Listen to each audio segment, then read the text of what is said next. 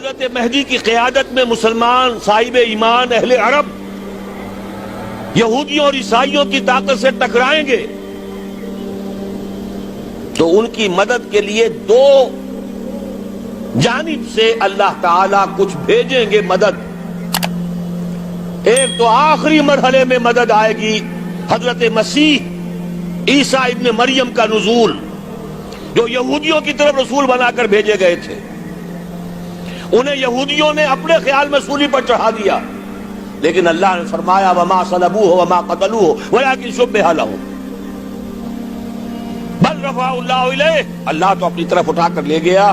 اور احادیث صحیحہ جو کہ ہمارے ہاں متواترہ کے درجے میں، وہ احادیث جو صحیح ہیں کی ہیں، ان سے ثابت ہے کہ حضرت عیسیٰ ابن مریم دوبارہ زمین پر آئیں گے. اور یہودیوں کا سب سے بڑا سرغنہ جو خود مسیح ہونے ہی کا دعویٰ کر رہا ہوگا، مسیح الدجال، اسے حضرت مسیح قتل کریں گے. لیکن ایک دوسری حدیث سے معلوم ہوتا ہے کہ مشرق سے فوجیں آئیں گی حضرت مہدی کی مدد کے لیے. یخرجون ناس من المشرق یؤدون للمہدی یعنی سلطانہ. مشرق کی طرف سے فوجیں آئیں گی کہ جو مہدی کی حکومت کو مستحکم کریں گی. خراسان کا لفظ آتا ہے ایک دوسری حدیث میں. خراسان سے سیاہ عالم چلیں گے، انہیں کوئی نہیں روک سکے گا یہاں تک کہ وہ یروشلم میں جا کر رسم ہو جائیں گے. اور حضور کے زمانے میں اچھی طرح سمجھ لیجئے، ہند کسے کہتے تھے حضور کے زمانے میں؟ پاکستان ہند میں شامل نہیں تھا. سندھ و ہند، سندھ ایک مکمل ملک تھا، ہند اس کے بعد شروع ہوتا تھا. یہ راجپوتانے کا اور تھر کا ڈیزرٹ جو ہے، اس سے آگے جو ہندوستان ہے وہ ہند تھا. یہ جو ہمارا پاکستان ہے یہ ہمیشہ ہند میں شامل نہیں رہا. حضور کے زمانے میں بالخصوص سندھ و ہند، دریائے سندھ چلا آ رہا ہے. یہ ساری ٹریبیوٹریز جو پنجاب کے اندر اس کی ہیں، یہ سب ایک علیحدہ ملک ہے جو اس زمانے میں سندھ کہلاتا تھا. اور نمبر 2 یاد کیجئے، اس زمانے میں خراسان ایک علاقہ تھا جس میں موجودہ افغانستان کا 2/3، تھوڑا سا حصہ ایران کا، اور جہاں تک میں تحقیق کر سکا ہوں آج تک پاکستان کا بھی علاقہ، خاص طور پر مالاکنڈ ڈویژن جو اس خراسان میں شامل ہے. خراسان سے سیاہ عالم چلیں گے جو جا کر یروشلم میں نصب ہوں گے. یہاں بھی ایک نقطہ نوٹ کر لیجئے، پہلے بھی یروشلم ہم سے چھینا تھا. کس نے چھینا تھا؟ عیسائیوں نے، کروسیڈرز. واپس کون لیا؟ کس نے لیا؟ عربوں میں دم نہیں تھا، عرب عیاشیوں کی وجہ سے کھوکھلے ہو چکے تھے. واپس لینے والا صلاح الدین ایوبی، کرد خون. اب دوبارہ یروشلم لیا جا چکا. چھینا کن سے گیا؟ عربوں سے. عرب واپس لے سکتے ہیں؟ کوئی اندیشہ اگر ہو سکتا تھا عراق کے بارے میں کہ شاید اس کے ایٹمک دانت نکل آئے، جو سازش کی گئی، جس طرح اس احمق اور پاگل صدام حسین کو دام میں پھنسایا گیا.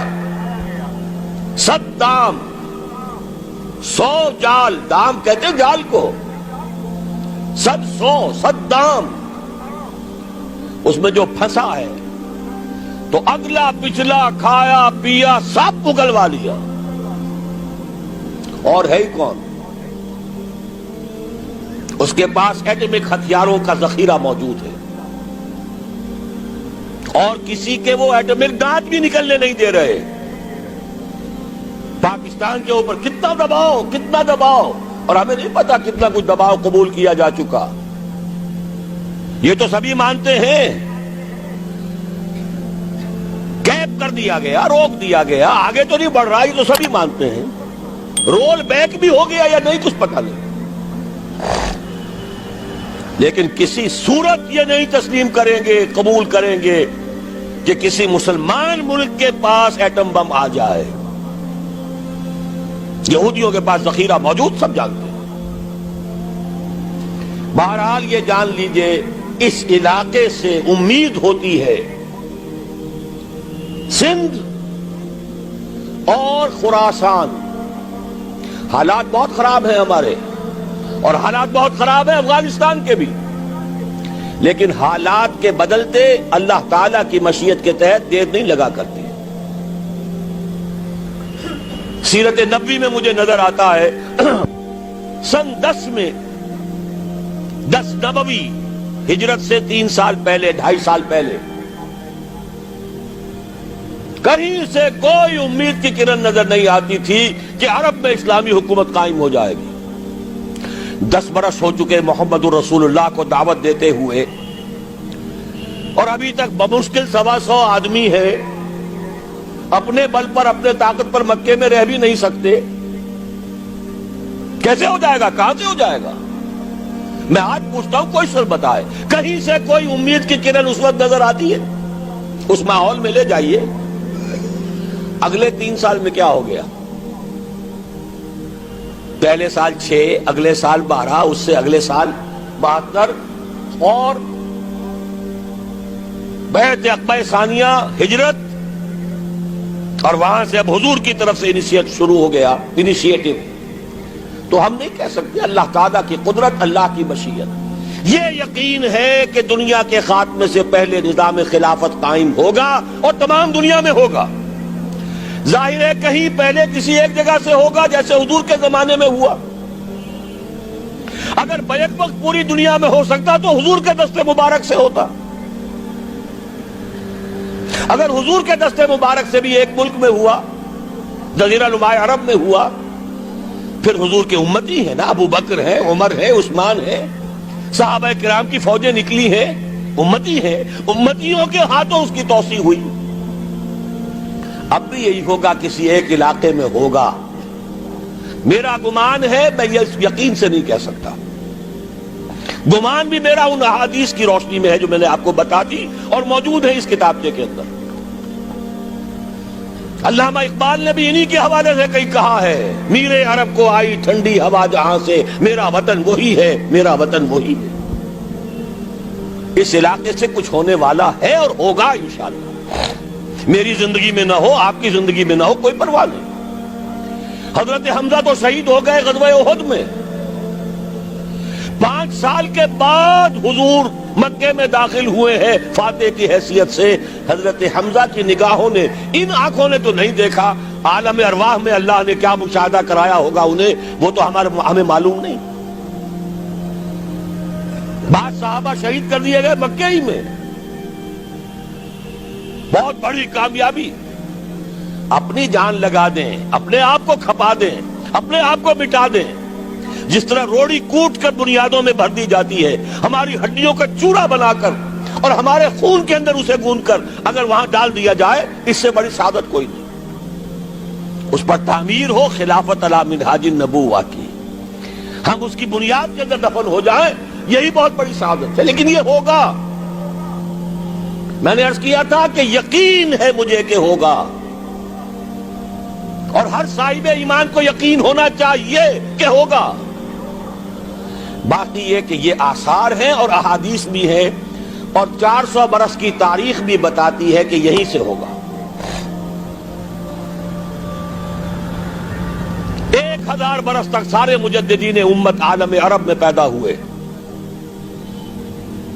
11ویں صدی کا مجدد اعظم شیخ احمد سرہندی کہاں دفن ہے؟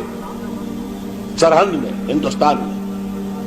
12ویں صدی کا مجدد اعظم شاہ ولی اللہ دہلوی کہاں دفن ہے؟ دہلی میں. 13ویں صدی کا مجدد اعظم سید احمد بریلوی، ان کی تو قبر بھی معلوم نہیں، لیکن ان کا خون جذب ہوا دریائے کنہار میں، اور ان کے سینکڑوں ساتھیوں کی لاشیں اس بالاکوٹ کے مقام پر. 14ویں صدی کے مجدد اعظم شیخ الہند، لیکن ان کے ساتھ ساتھ اتنے اعظم رجال، علامہ اقبال جیسا مفکر، مولانا مودودی جیسا مصنف، مولانا الیاس جیسا مبلغ کہیں اور ہمیں دکھا دیجئے آپ. میں کل کہیں عرض کر رہا تھا، دیکھیے پہلے جو 1000 برس تک ہر خیر ہندوستان میں باہر سے آ رہا تھا. معین الدین اجمیری باہر سے آ رہے ہیں، شیخ علی حجویری باہر سے آ رہے ہیں، سندھ میں جتنے اولیاء دفن ہیں سب کے سب باہر سے، ایران سے چلے آ رہے ہیں. لیکن جیسے ہی 11ویں صدی شروع ہوئی ریورس ہو گیا آرڈر. اب سلسلہ مجددیہ نقشبندیہ اب ہندوستان سے نکل کر پھیل رہا ہے. پورا افغانستان، پورا ترکستان، تمام یہ ترک ریاستیں جو آزاد ہوئی ہیں ابھی USSR کے خاتمے کے بعد، یہاں تک کہ سائپرس، جزیرہ قبرص، پورا ترکی جو اب بھی ہے موجودہ ترکی، سلسلہ مجددیہ نقشبندیہ کہاں سے چلا؟ ہندوستان سے پھیل گیا پورے عالم اسلام. مفکر، علماء دین اور تمام علوم دینی کا مجدد شاہ ولی اللہ دہلوی، خالص ترین جہاد فی سبیل اللہ دور صحابہ کے بعد جماعت مجاہدین جام شہادت نوش کیا، سینکڑوں ہمارے مجاہدین. پھر 14ویں صدی میں اقبال جیسا مفکر، مودودی جیسا، دوبارہ دوہرا رہا ہوں، مصنف، مولانا الیاس جیسا مبلغ مجھے تو کہیں نظر نہیں آتا. تمام مسلمان ممالک آزاد ہوئے، کہیں اسلام کا نام نہیں لگا. نہ سرکاروں نے نعرہ لگایا، نہ کہیں کسی اور نے نعرہ لگایا. عربوں نے بھی عرب نیشنلزم کا نعرہ لگایا، اسلام کا نعرہ نہیں. تحریک پاکستان میں نعرہ لگا، پاکستان کا مطلب کیا؟ لا الہ الا اللہ.